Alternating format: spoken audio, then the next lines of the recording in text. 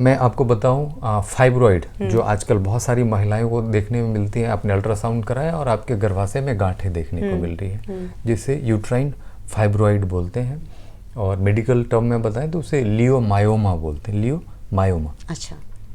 तो इसकी वजह भी आपकी बहुत सारी न्यूट्रिशनल डिफिशियंसी होती है। एक तो बहुत इंपॉर्टेंट बात है, जो आपके शरीर में ईस्ट्रोजन की मात्रा बढ़ी हुई है उसकी वजह से होती है, और ये बढ़ना और कम क्या होना, यहाँ भी आपकी मैग्नीशियम डिफिशियंसी की वजह से होती है, जिंक डिफिशियंसी की वजह से होती है, विटामिन के डिफिशियंसी की वजह से होती है केवल।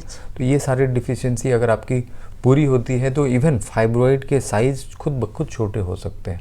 कई बार आपको ऑपरेशन के लिए जाने की ज़रूरत पड़ती है, वो ज़रूरत ना पड़ेगी अगर आपकी बॉडी, एक तो होएगी ना ये तकलीफ अगर आपके शरीर में पर्याप्त पोषक तत्व आ रहे हैं, अगर नहीं है तो आप इन पोषक तत्वों को शरीर में लेते हैं तो वहाँ पर ये फाइब्रॉइड के साइज खुद ब खुद छोटे हो सकते हैं।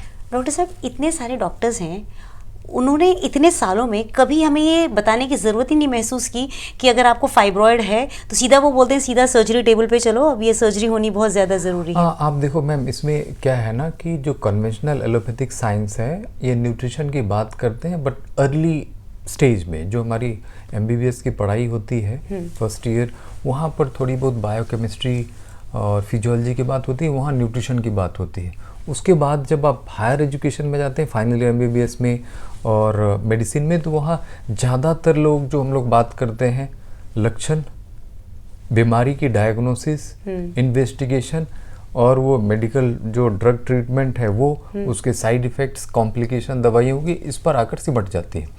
तो अभी का जो समय है वो बदलने वाला है, और आने वाले समय में ये कन्वेंशनल एलोपैथिक साइंस को बदलकर हॉलिस्टिक हेल्थ की ज़रूरत पड़ेगी कि आपको फ्रॉम हेड टू टो समझने की ज़रूरत है। It is not like that कि आपको हार्ट की बीमारी है तो हार्ट के डॉक्टर के पास जाओ, और ब्रेन की बीमारी है तो ब्रेन के डॉक्टर के पास जाओ, आपको लीवर की बीमारी है तो लीवर के डॉक्टर के पास जाओ।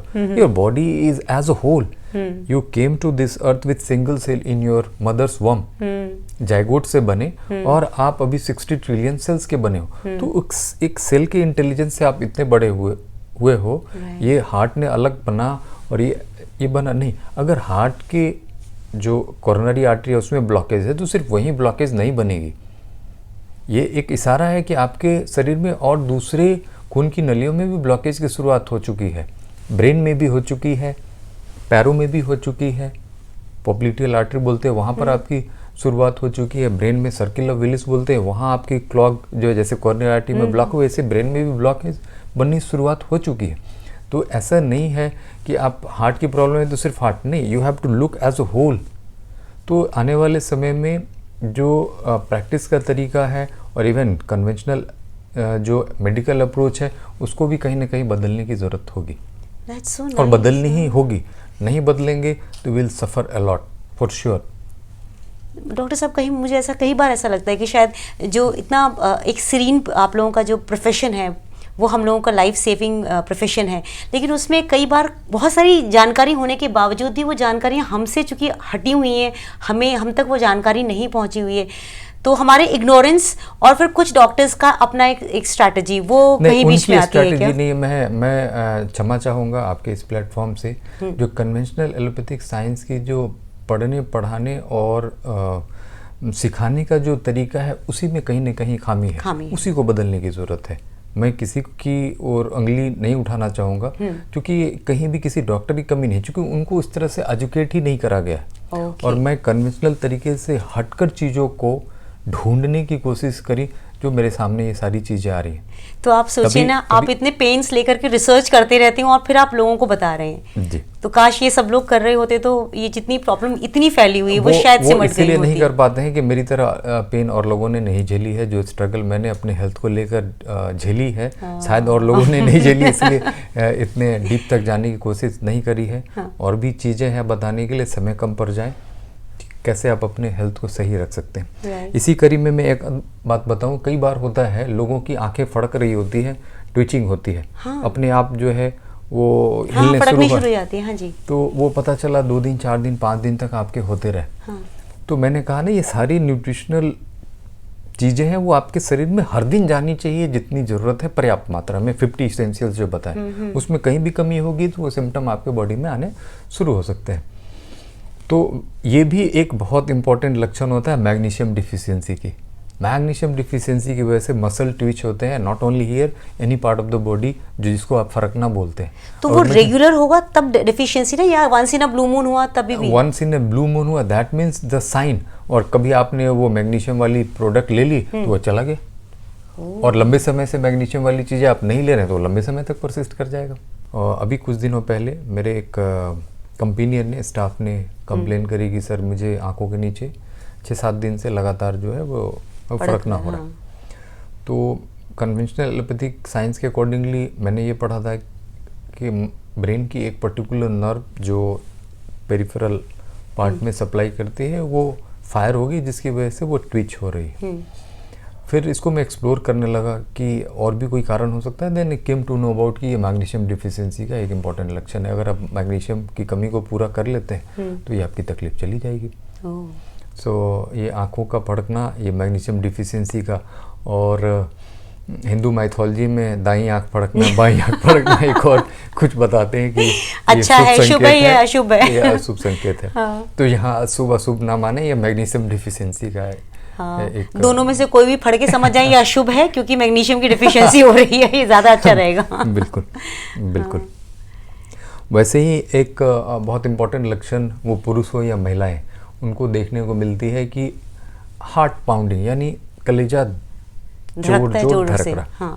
और प्रायः ये देखने को मिलती है खाना खाने के बाद। खाना खाया और बहुत तेज से धड़कन शुरू हो गई। तो जो लोग कार्बोहाइड्रेट ज़्यादा लेते हैं, सुगरी फूड, कार्बोहाइड्रेट, तो कार्बोहाइड्रेट ज़्यादा लेने से, वो भी रिफाइंड कार्बोहाइड्रेट जिसमें फाइबर कम है, तो शुगर काफ़ी ज़्यादा मात्रा में बॉडी में बढ़ती है। और शुगर बढ़ने से क्या होता है, आपकी बॉडी इंसुलिन रिलीज़ करती है। और इंसुलिन रिलीज़ होने से आपके ब्लड में जो पोटेशियम रहते हैं वो सेल के अंदर चले जाते हैं और ब्लड में पोटेशियम कम हो जाते हैं। सो ये पोटेशियम डिफिशियंसी से आपकी पैल्पिटेशन बढ़ने लगती है। अच्छा। सो प्लीज़ जिनको ये बहुत ज़्यादा धड़कन की शिकायत हो तो वो रिफाइंड कार्बोहाइड्रेट से अपने आप को बचाएं।